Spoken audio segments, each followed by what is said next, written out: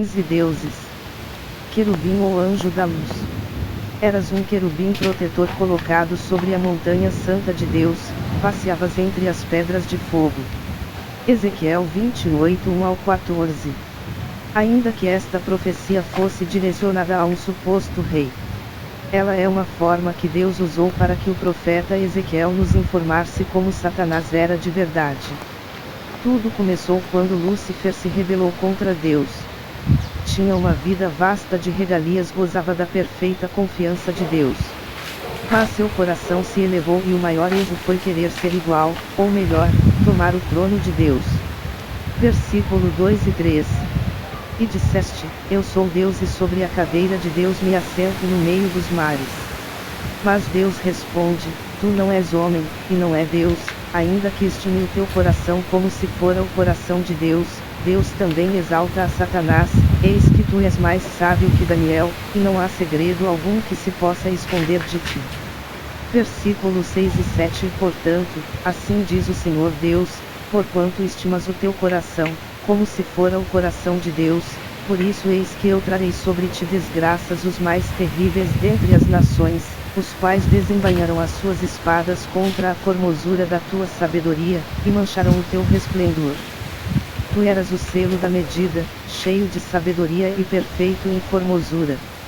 Estiveste no Éden, jardim de Deus, de toda a pedra preciosa era a tua cobertura, sardônia, topázio, diamante, turquesa, ônix, jaspe, safira, carbunclo, esmeralda e ouro, em ti se faziam os teus tambores e os teus pífaros, no dia em que foste criado foram preparados.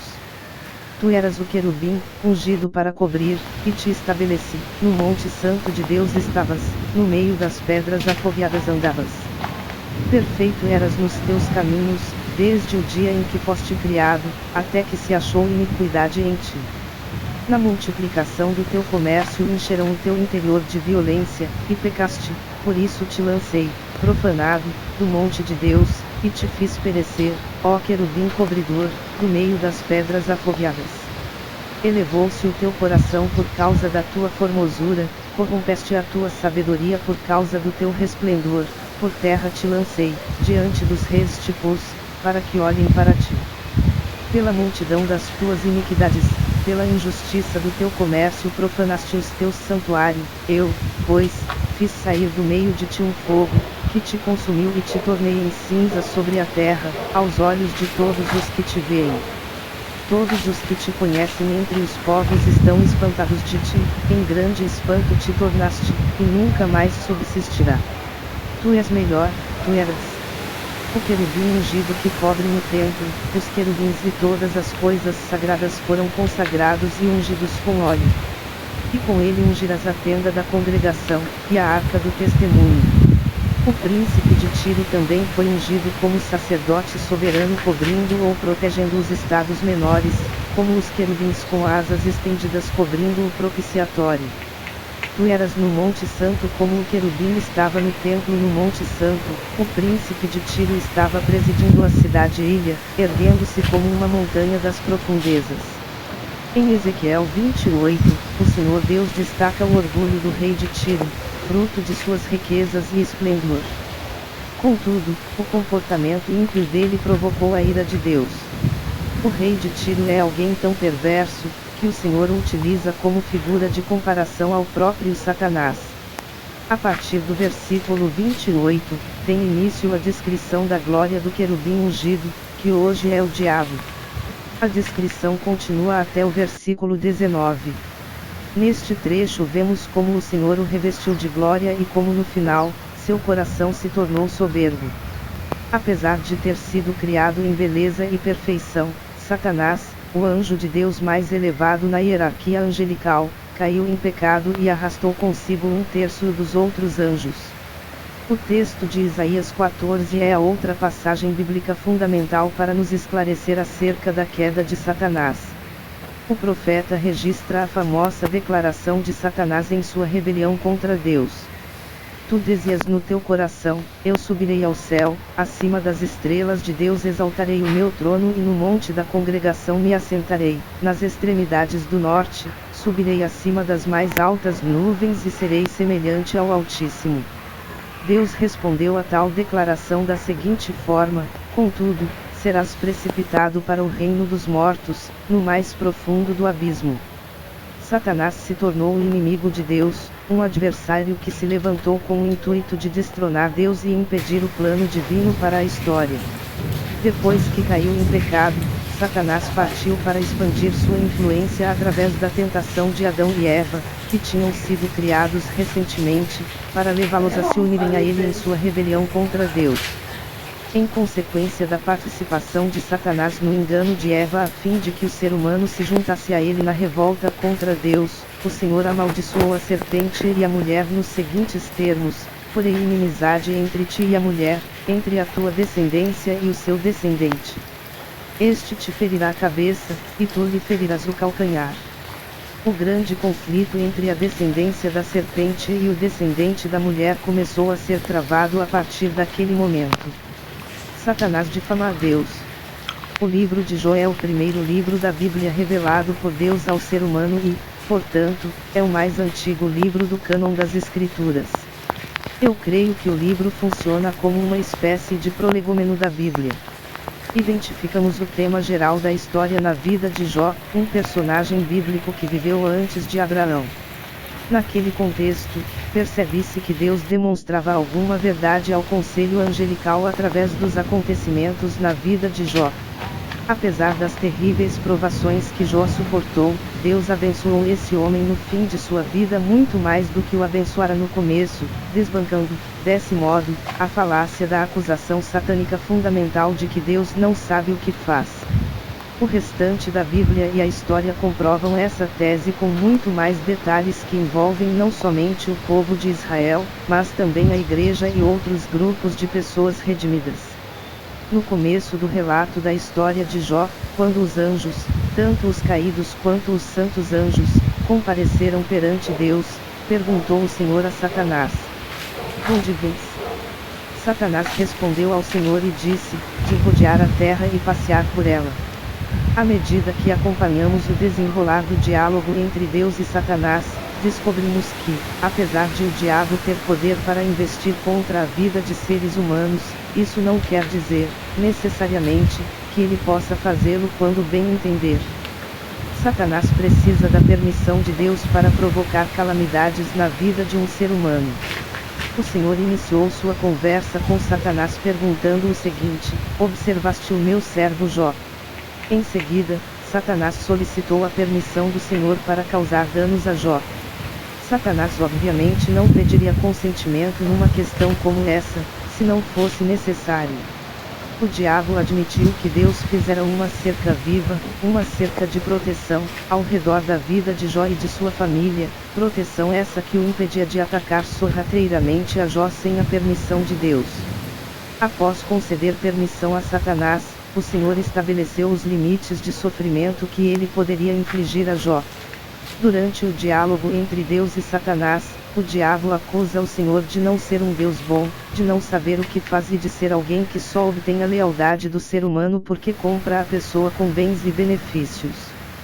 Percebe-se que o alvo de Satanás é obstruir o progresso do plano de Deus para que possa provar sua tese de que Deus não sabe governar o universo. Na realidade, Satanás acredita que é capaz de governar melhor do que Deus. Essa é a razão pela qual a luta entre a descendência da serpente e o descendente da mulher se trava na história e chegará ao seu clímax nos últimos dias, durante o período de 7 anos da tribulação. Satanás ataca Israel. O conflito entre o descendente da mulher e a descendência da serpente concentrou seu foco sobre Israel porque o Messias viria da nação eleita de Deus. Portanto, se Satanás em alguma ocasião conseguisse frustrar o plano de Deus e impedir sua concretização na história, teria atingido seu intento de obstruir o propósito de Deus e teria provado sua alegação inicial de que o Senhor não merece ser Deus, o Altíssimo. Todo o capítulo 12 do livro de Apocalipse mostra a razão pela qual Satanás atacará Israel no meio do período da tribulação e tentará eliminá-lo, ou seja, porque Satanás sabe que, àquela altura, pouco tempo lhe restará para evitar o cumprimento final do plano de Deus. O objetivo essencial de Satanás é impedir a segunda vinda de Cristo. Como ele poderia alcançar esse objetivo? Ele acredita que pode atingi-lo pela destruição dos judeus. A segunda vinda de Cristo acontecerá no momento em que a nação de Israel aceitar Jesus como seu Messias e invocar seu nome para que ele os salve no Armagedon. Se esse acontecimento milagroso não ocorresse, Israel seria aniquilado naquele momento da grande tribulação. Desse modo, o capítulo 12 de Apocalipse oferece uma compreensão clara desse conflito que vem sendo travado há milênios, desde o início deste mundo, e que perdura para se tornar uma questão de extrema importância no ponto culminante da história. O texto de Apocalipse 12 nos mostra que 1/3 dos anjos caiu em pecado e seguiu a Satanás por ocasião da sua revolta inicial. Entendemos esse fato ao constatarmos que as estrelas nessa passagem simbolizam os anjos. Essa foi uma guerra no céu que ocasionou a expulsão de Satanás e seus anjos para a terra antes do nascimento do Filho da Mulher, donde se conclui que tal acontecimento faz parte da história passada. Uma segunda guerra é mencionada em Apocalipse 12, 7 e 9, que vem a ser a última tentativa satânica de conquistar o céu e exterminar o menino após o seu nascimento.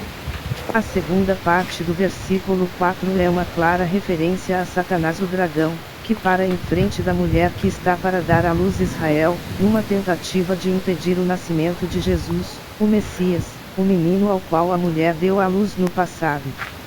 Satanás não sabia o momento exato do nascimento do Messias, de forma que aguardou com muita expectativa pela vinda do descendente da mulher. A tentativa satânica de devorar o filho da mulher quando nascesse é vista no Novo Testamento naquela ocasião em que Satanás instigou o rei Herodes a tramar uma conspiração para achar o menino Jesus e matá-lo. Diante do fato de que os acontecimentos históricos envolvidos no nascimento de Jesus faziam parte do conflito angelical, o Senhor advertiu os magos do Oriente em sonho para não voltarem à presença de Herodes, pelo que eles regressaram por outro caminho à sua terra.